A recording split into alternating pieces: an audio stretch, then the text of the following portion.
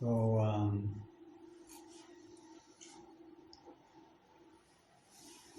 a few of us were at there's a wedding on Friday. A few of us were there. There was Roy, who organized the Gilad house in Tel Aviv, got married. And under the chuppah, he mentioned something about Jerusalem. You know, there's this part of the ceremony where you break a glass and you say, like, if I forget you, Jerusalem, you know, that whole verse. And the breaking of the glass is in order to recall that Jerusalem is not perfect yet. I guess the temple's missing. Something's missing, at least. I don't know what, but something's missing. And so you're supposed to remember that. And Roy mentioned something about, you know, what do you have to remember? What do you have to remember that there's this sort of two Jerusalems? These two Jerusalems. And I guess we call them Samsara and Nirvana, you know, Buddhist terminology. But there's a Jerusalem, what do you say, Lamala and Lamata, something like that? You know, there's the heavenly Jerusalem and the earthly Jerusalem. You know, there's the Jerusalem that's perfect and the Jerusalem that's always missing something chronically, like has a chronic condition. and that's a sort of Jewish way of looking at what we call samsara and nirvana. That there are these two kind of states that seem juxtaposed, meaning in contrast to each other. They just don't fit together. And the question is, what do we need to learn from that? Sort of like, what do I need to remember? Sort of, if I forget, what should I not forget? What do we have to remember when we're considering these two states of being? One that is perfect and complete, and one that is broken and incomplete. And interestingly, in this ceremony, you take a glass that is perfect and complete, and you make it broken and incomplete. Right? And you kind of do that. But one of the things we can observe from that ceremony is that it's the same glass. Right? It's the same glass. The glass that was whole is broken. And in a sense, the glass that is broken is also at the same time whole. All the pieces are there. It's changed form. It's changed form. Now, is that change of form incomplete then? Is it incomplete? So, one of the definitions, the Sanskrit word samsara, translates literally as flowing on. It's flowing on, or passing on. It's like moving on. And it's moving from one state to another. And we see that movement, we see that change, that process. Not so much as, you know, the transformation from one thing to another. But in that change, we understand that change as loss. That there's loss happening. The samsara is not just that things change. That's anicca. That's dukkha. I mean, that's impermanence. But what makes the anicca, the impermanence of life, what makes it, you know, problematic or difficult or, you know, painful? So what about that flow? So in the Dharma, we start to take samsara as our sort of point of observation. So instead of it just being the problem, like, this is our situation now. it's a sort of a wheel of life in a lot of these traditional imagery. It's like this wheel of life.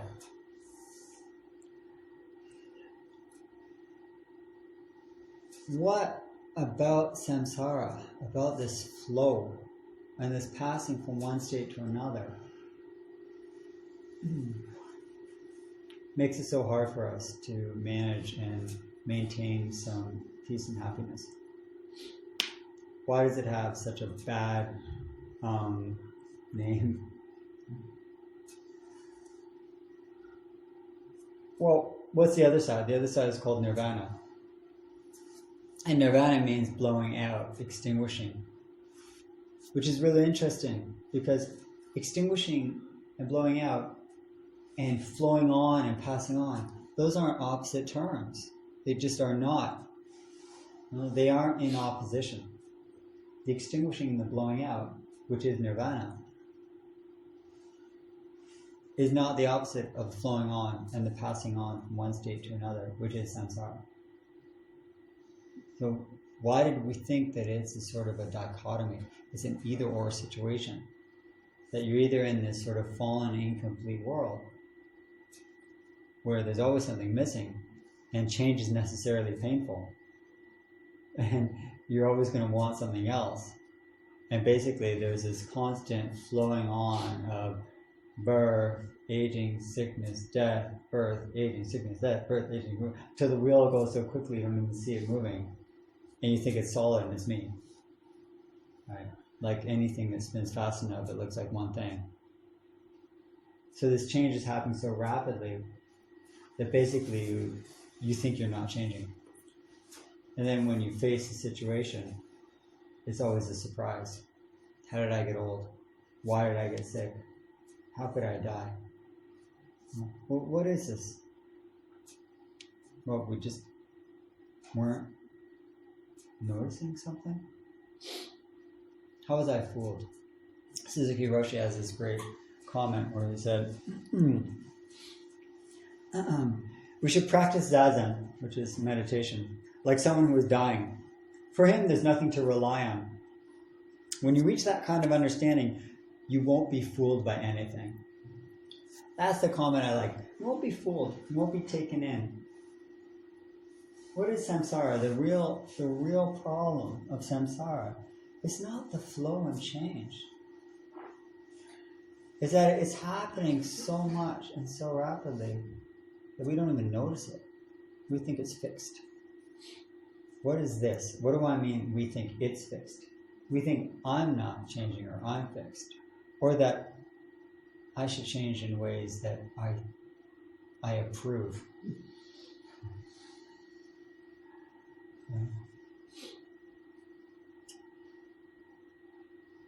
So the wheel is turning quickly.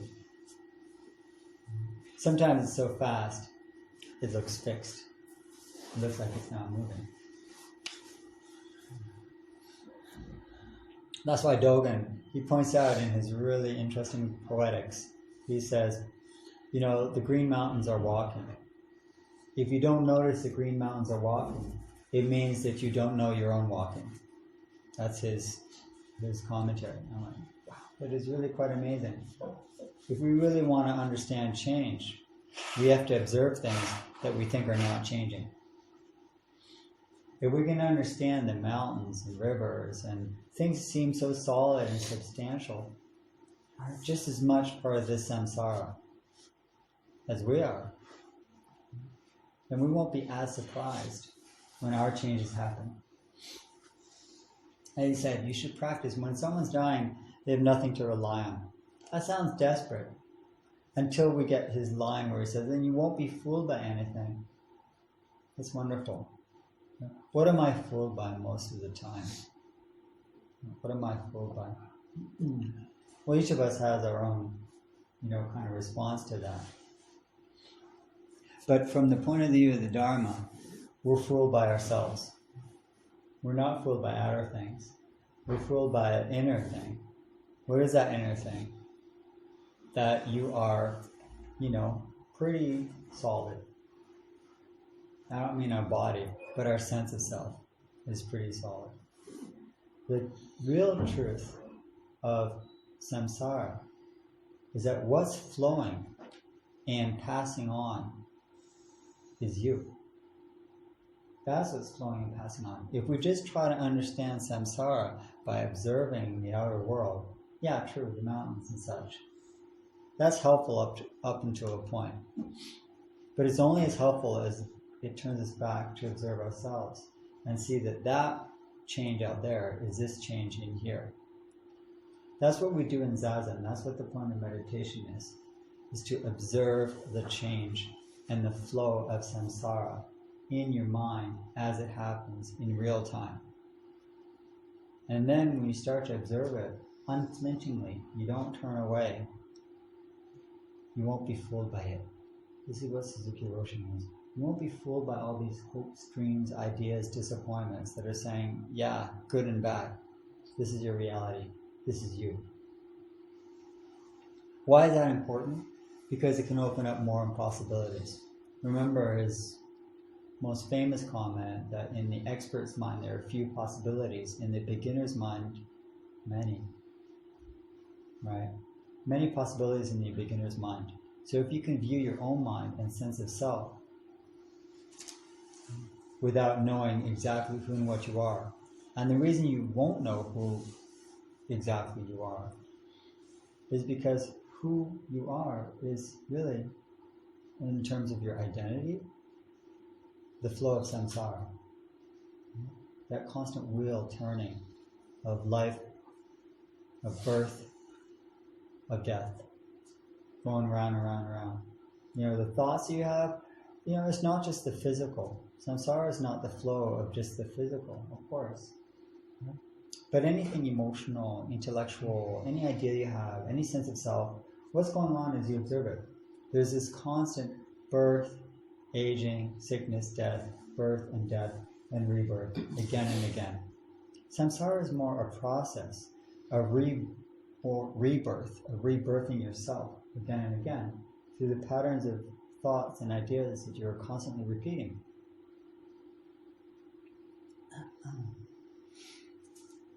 It happens so quickly that, like a movie with all the, 36 shots a second, you go by and you don't see it. You don't see the change. But when we start to slow down in meditation, we start to see that it is a collection of all these images. And I'm streaming together the film and seeing one person. It is very helpful, right, to slow down. And that's exactly the process of meditation, that we're slowing down to observe the process of making the flow of samsara. We are producing this movie. That's the flow that's happening. There's a sense of self that's constantly streaming in real time in your mind now. That is samsara. Ultimately, from a Mahayana perspective, samsara and nirvana are both aspects of the mind, of the same mind. Just in the same way that the glass is broken and whole.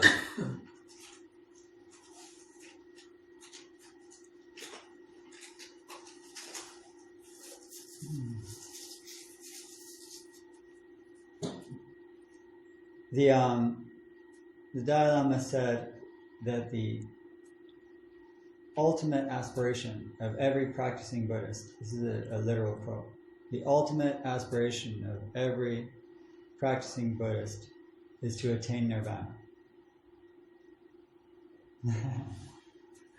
So if you're into practice, and someone asks you, why do you practice, why do you meditation?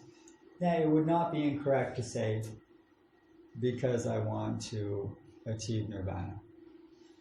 But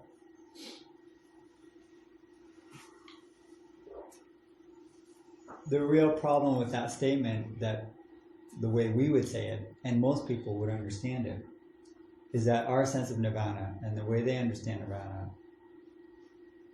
doesn't include samsara. And here, the way the Mahayana tradition understands it is that Samsara and Nirvana are your mind. In the same way that Buddha is not an outer Buddha that you're trying to become one day, but it's the nature of your mind. What is the nature of samsara then? Well, what is the nature of the broken glass and of Jerusalem that is like fallen? Okay? It's that sense of walking around and always feeling like you're missing something. It's the three poisons that arise in our mind, the three fires all the time that are arising, of like, of dislike, of delusion. You know, the like, the, attachments, the grasping, the need, the greed, the want, the lack, the aversion, the sense of, no, this doesn't fit the heavenly Jerusalem. This cannot be part of Nirvana. This is not okay. Right? The judgment always of good and bad. The divisions we make all the time. We're walking down and we're always picking and choosing. And that's the opposite of what the Great Way is, which includes everything. Does it mean from a relative point of view?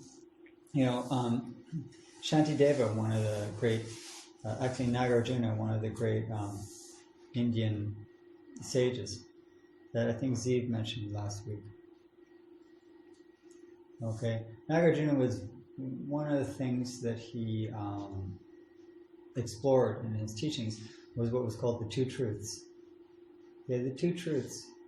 Two truths.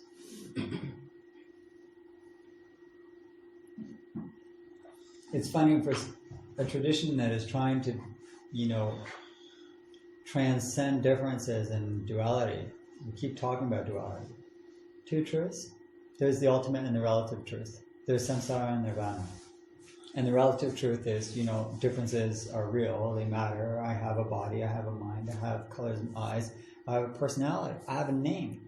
And it would be kind of, pretentious to think otherwise. It just would be, like an act. And unhelpful. If you're going to do good, you need to have tools. And this is where the ultimate truth is. Can you see all of the relative parts as tools for expressing nirvana? Just like if you want to write poetry and you want to express transcendent truths, you need the ink, you need the paper, you need the words to do it. And then that transmission is given to somebody else, mind to mind, and they have the realization that you want to express. But it wouldn't have happened without the ink and the paper and the words and the person writing them. But then the transcendent truth is expressed. So the relative and the absolute. There's one famous verse in Zen which is called Faith in Mind. And it says they fit, the absolute and the relative, fit like a box in its lid. Or like two arrows meeting in midair. It's such a wonderful image because it's so rare.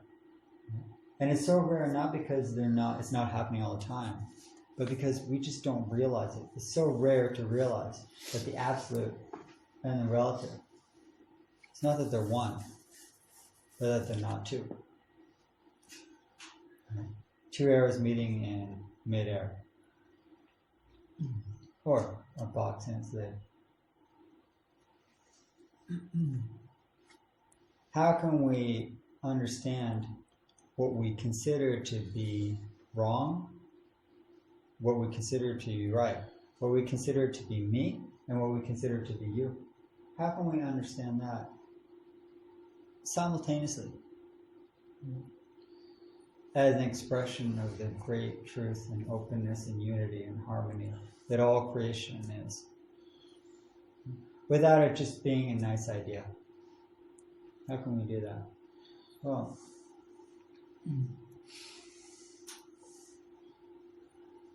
this is how one of the teachers, this is not an abstract sort of philosophical question. The good thing about practice is it takes this challenge head on and says, how can I realize the harmony, not oneness, but the harmony of the relative, that we're all different, and the absolute, that we're all together, that we're unified. How can I realize the harmony of those perspectives? of Samsara and Nirvana. So I'll offer another teaching from Guido. He said, just act with a direct mind and have no clinging attachments to anything.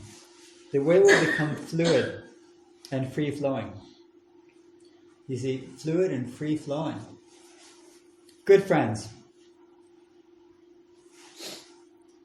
being absorbed in one practice means always acting with a direct mind in all situations, no matter what you're doing. The direct mind is the mind of enlightenment. The direct mind is the mind of enlightenment. Always act with a direct mind. There's a one of the koans that we were looking at, and it's our final koan called "The Ordinary Mind is the Way." The comment on the koan, where Joshu asked, monk asked Joshu, "What is the way?" And Joshu, the great teacher, replied, "Your ordinary mind is the way." And the commentary to this koan, to this exchange, goes as such. It's in the form of a poem.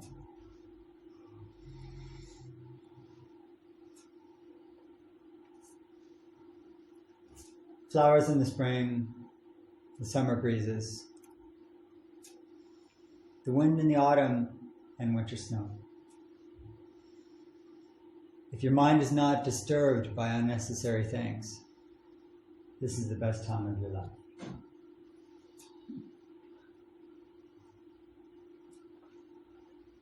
This is how we find the harmony. Those things are not going to disappear.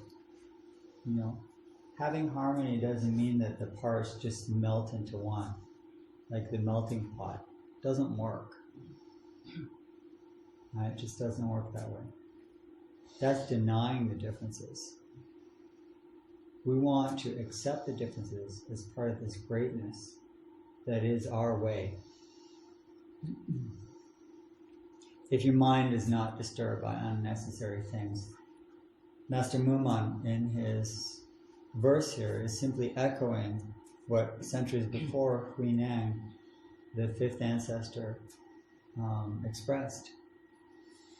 To apply a direct mind. That direct mind is the enlightened mind. Because if you're really paying attention to what you're doing, to where you are, and to whom you're with, your mind is not cluttered with unnecessary things. Meaning, what you think, by putting yourself, Dogen expresses it this way. He said, to carry yourself forward and experience all the things is delusion. That the many things come forth and experience themselves in you is awakening. Right? To carry yourself forward, to put yourself in front and experiencing things like they're for you, to put yourself in things is delusion. It's like everything is for my sake. No, the world is not for your sake. That the things experience themselves in you is enlightenment. That is the meditative mind. That we sit and we observe how things are experiencing themselves through me. That I can be more of a mirror of reality, rather than reality just being a reflection of me and my sense of self.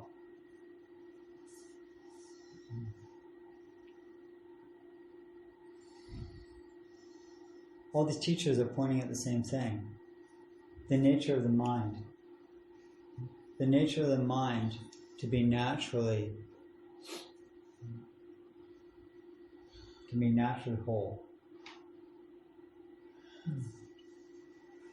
And that wholeness includes everything that you are aware of. That's all the myriad of things experiencing themselves in you.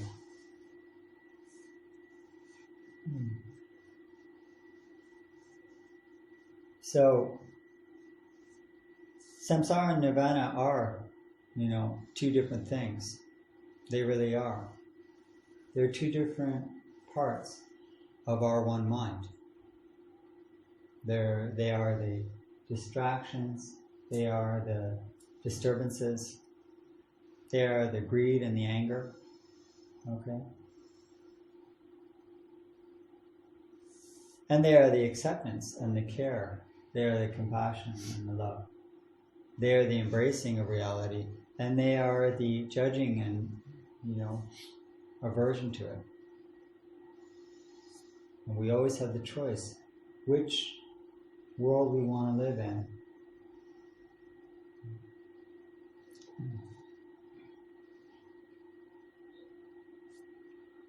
The very first ancestor in Zen, named Bodhidharma, his disciple named Huike, they were living in a cave together. Huike came to him and he said,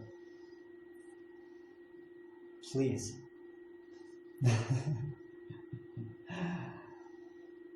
my mind is not at ease."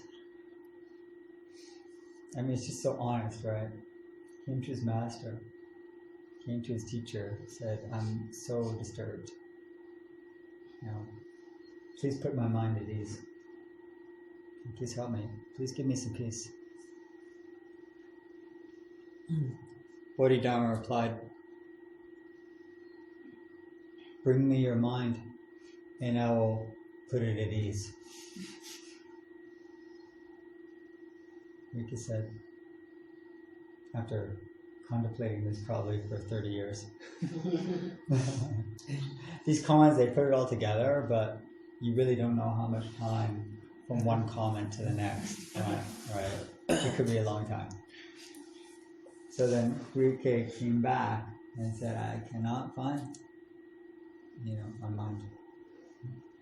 And Bodhidharma, of course, said, "There, I put it at ease."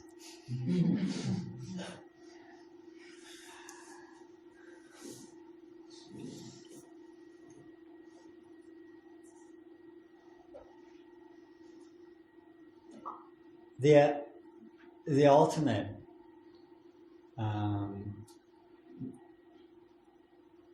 non-attachment, the ultimate form of non-attachment is not being attached to either nirvana nor samsara, and not to have aversion to either samsara or nirvana.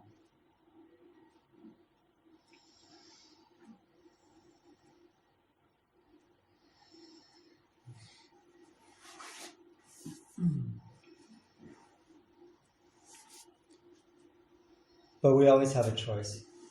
Now I want to finish with one last example from the Tibetan tradition, from a great hero named Milarepa.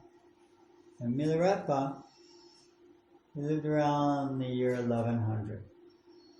Milarepa is sort of the patron saint of Tibet. He was born into a wealthy family.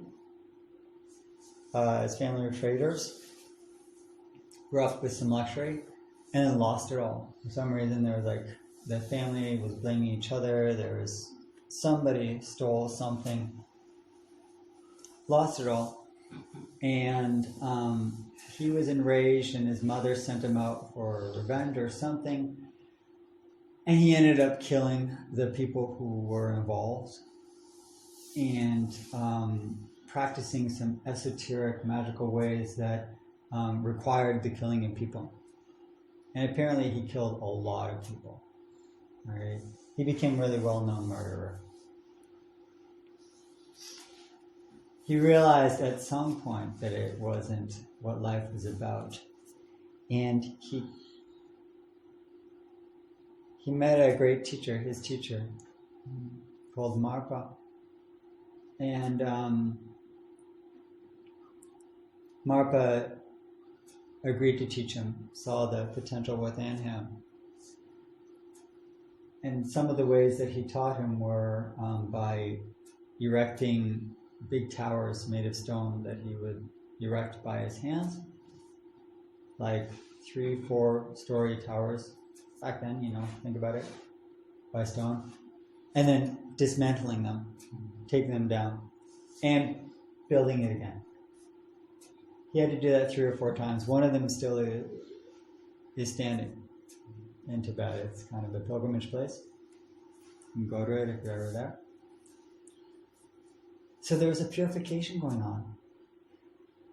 He ended up becoming the greatest Tibetan Buddhist yogi, they call him. He wrote hundreds of thousands of verses of his realization, and ended up being a huge inspiration. He became an enlightened master.